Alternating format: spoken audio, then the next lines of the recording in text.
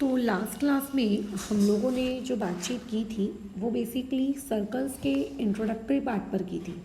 ठीक है, तो अभी उसके आगे बढ़ते हैं, कुछ नए थ्योरम्स को एक्सप्लोर करते हैं और उन थ्योरम्स को एज अ रूल हमें याद रखना है ताकि फ्यूचर में अगर कोई न्यूमेरिकल टाइप क्वेश्चन आए या फिर कोई प्रूव दैट टाइप क्वेश्चन आए तो उसमें इस पर्टिकुलर रूल को हम डायरेक्टली अप्लाई कर सकें।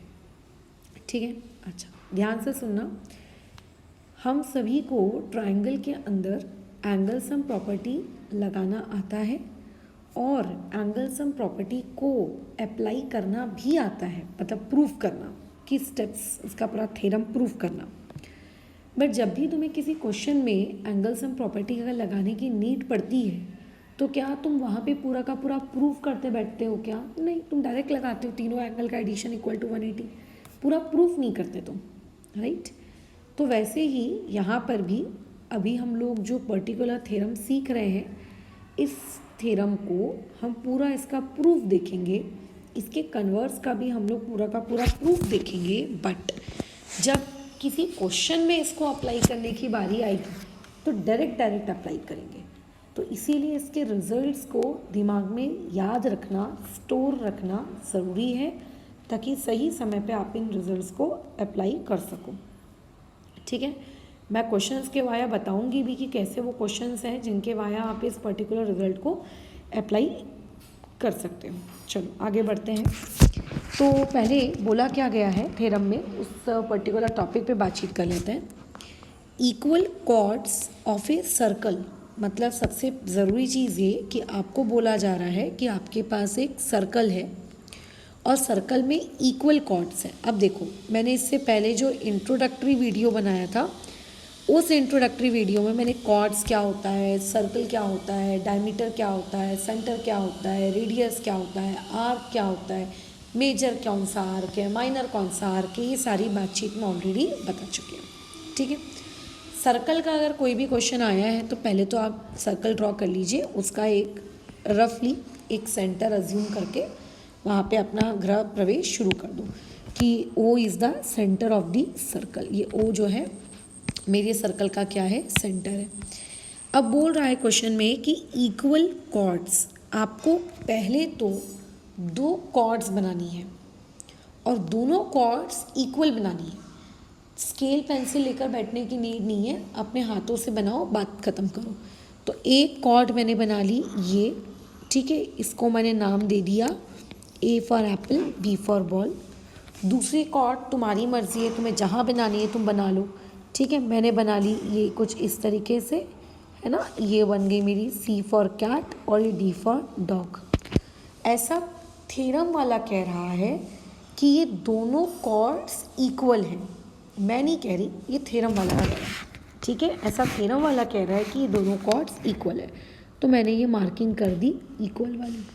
ठीक है, अब जैसे अगर मुझे इस क्वेश्चन का गिवन अगर लिखना होगा तो इसका गिवन में क्या लिखूंगी कि O is the centre of the circle. ठीक है, वो सर्कल का क्या है बोलो, सेंटर है।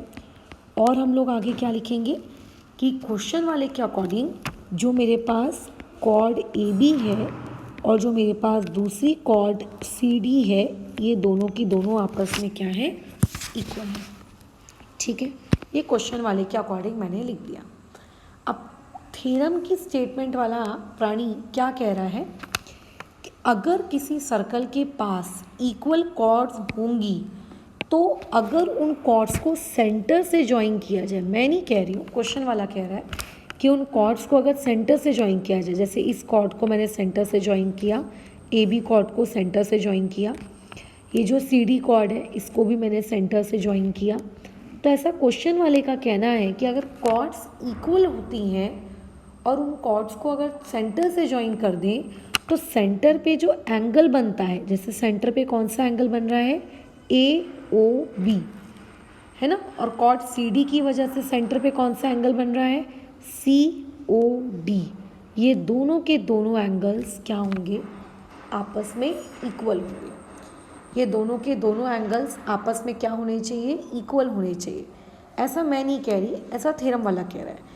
थ्योरम वाला ये कहना चाह रहा है कि अगर किसी भी सर्कल की दो कॉर्ड्स इक्वल हैं तो उन कॉर्ड्स को ज्वाइन करने के बाद सेंटर पे जो एंगल बनेगा, ठीक है, जैसे कि दोनों कॉर्ड्स को ज्वाइन करने के बाद सेंटर पे क्या एंगल बना, एक एंगल बना AOB और दूसरा एंगल बना COD। तो ये एंगल AOB और ये एंगल COD इक्वल होने चाहिए, होते हैं इक्वल, ठीक है, थ्योरम है, हम लोग इसको प्रूव कर रहे हैं, इक्वल होते हैं।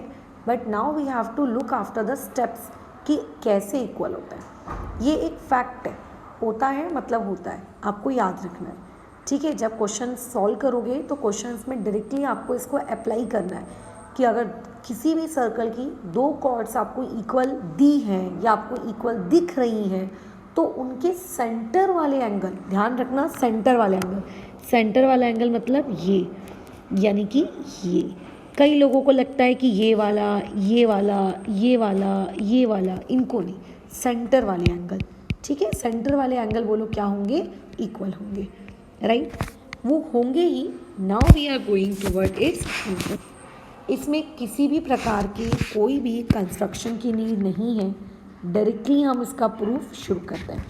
बहुत ही इजी है, आपने अभी इससे पहले ट्रायंगल चैप्टर पढ़ाई है, बेसिक कॉन्ग्रुएंसी लगानी आती है, 9th क्लास की ज्योमेट्री में बेसिक कॉन्ग्रुएंसी सिखाई जाती है। तो अभी यहाँ पे टोटल मुझको 2 ट्रायंगल्स दिख रहे हैं, मैं दोनों ट्रायंगल्स को शेड कर देती हूँ। जैसे एक है ये ग्रीन वाला ट्रायंगल, एक ट्रायंगल मुझको ये दिख रहा है, ठीक है, अच्छा, और एक और ट्रायंगल को हम शेड कर लेते हैं ये पर्पल कलर से। तो ये एक ट्रायंगल जो है मुझको ये दिख रहा है। मुझको अभी इन दोनों ट्रायंगल को कॉन्ग्रुएंट प्रूव करना है ना। हम लोगों ने ट्रायंगल चैप्टर में बहुत अच्छे से कॉन्ग्रुएंसी कैसे प्रूव करते हैं 9th क्लास में ये सीखा है, राइट, बहुत सारे क्वेश्चन कॉन्ग्रुएंसी के ऊपर किए भी हैं। तो ये तो उनमें से सबसे आसान सवाल है। अगर तुम्हें कॉन्ग्रुएंसी नहीं आती तो इस चैप्टर में बहुत ज़्यादा दिक्कत होगी, ठीक है। इवन इसमें क्या, तो दूसरा चैप्टर भी पढ़ोगे ज्योमेट्री रिलेटेड, सब में दिक्कत होगी जहाँ भी कॉन्ग्रुएंसी की नीड होती है। तो पहले तो 2 ट्रायंगल्स जो आपको दिख रहे हैं आप वहाँ लिख दीजिए कि इन ट्रायंगल AOB और जो आपके पास दूसरा ट्रायंगल है COD, बराबर। अब आपको दोनों में क्या क्या चीज़ें इक्वल दिख रही हैं। देखो, हमारे पास जो फिगर है उस फिगर में हमारे पास एक ही एंगल है, सॉरी एक ही सर्कल है। एक सर्कल में आपको जितनी रेडियसेस बनानी है आप बना लीजिए, ठीक है, कोई आपको नहीं रोक रहा। और इंट्रोडक्टरी वीडियो में सर्कल्स के मैंने ये चीज़ बताई है कि सारी रेडियस आपस में क्या होती हैं, इक्वल। एक सर्कल के अंदर आपको जितनी रेडियस बनानी आप बना लीजिए, सारी रेडियस आपस में क्या होती हैं, इक्वल। यानी कि AO ये भी एक रेडियस, CO ये भी एक रेडियस, BO ये भी एक रेडियस, DO ये भी एक रेडियस, सारी रेडियसेस आपस में क्या होती हैं, इक्वल, ठीक है।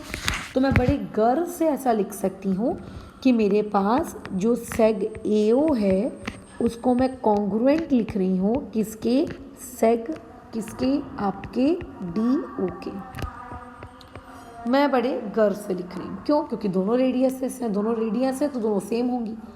सिमिलरली मैं ऐसा लिख सकती हूँ कि जो सेग BO है वो कॉन्ग्रुएंट होगा, किसके कॉन्ग्रुएंट होगा, आप लोगों के सेग CO के, और दोनों का सेम ही रीज़न आएगा, ठीक है। वो क्या आएगा बताओ, दे आर रेडियस, ठीक है। तो इसका रीज़न लिख देंगे हम, radii of the same circle.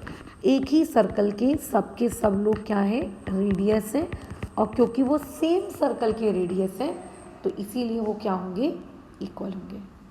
Done, ठीक है। और इसके अलावा भी तुम्हें कुछ वहाँ पे इक्वल दिख रहा है क्या?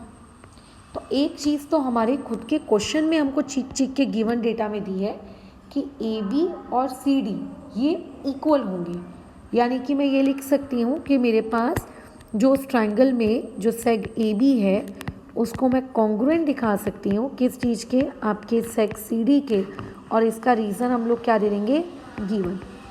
ये तो क्वेश्चन में ही दिया था ना कि इक्वल कॉर्ड्स, तो ये गिवन हो गया।